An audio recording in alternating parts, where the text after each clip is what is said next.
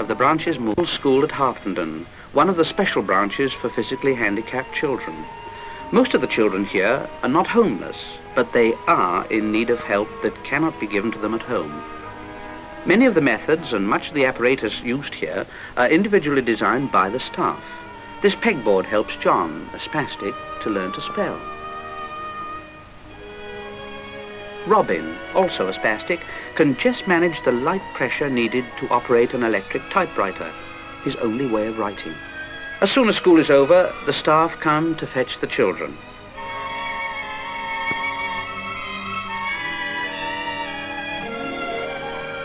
Many of them need assistance, although any mechanical aid that will help them to move about on their own is brought into use.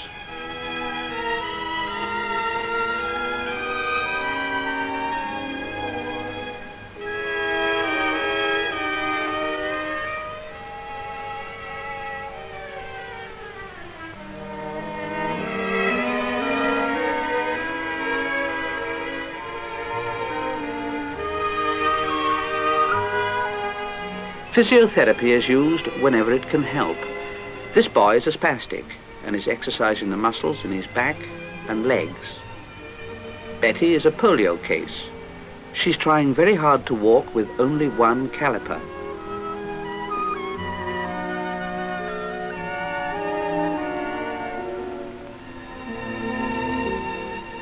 Timothy can get around beautifully on his tricycle.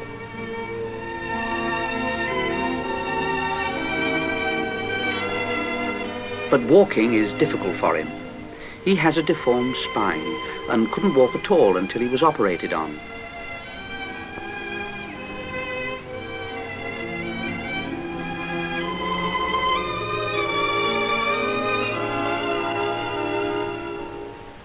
Mealtime has its own problems.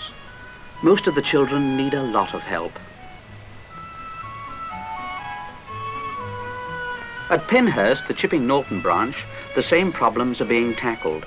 These children can only feed themselves because they have equipment that has been specially evolved. John was born with no arms, and until recently was completely dependent on others. Now, a wonderful gas-operated limb enables him to do many things for himself. But when things go wrong, it's very frustrating.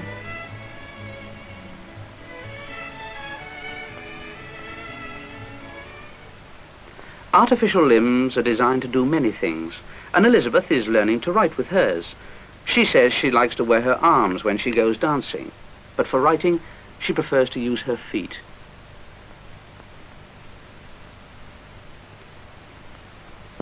She was born without arms, and has got used to life without them.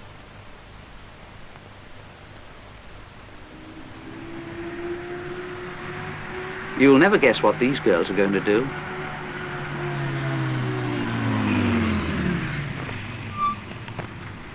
They told me they're going to make an upside-down pudding. Once a week, they're taken to the local secondary school for cooking lessons. Outside contacts are just as important for these children as any others.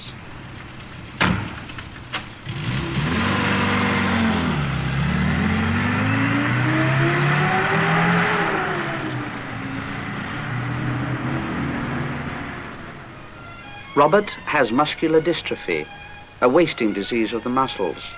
Until he was 7, he seemed a perfectly normal boy.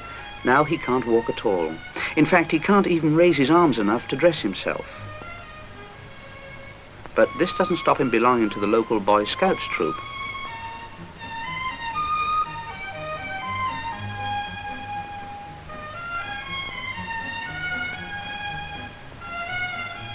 He plays cricket too. It's amazing how much these children love playing games.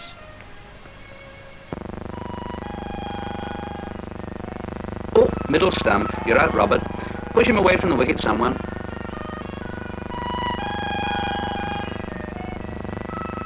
To be able to move around by themselves is a special thrill for these children, whose greatest aim in life is to acquire some degree of independence.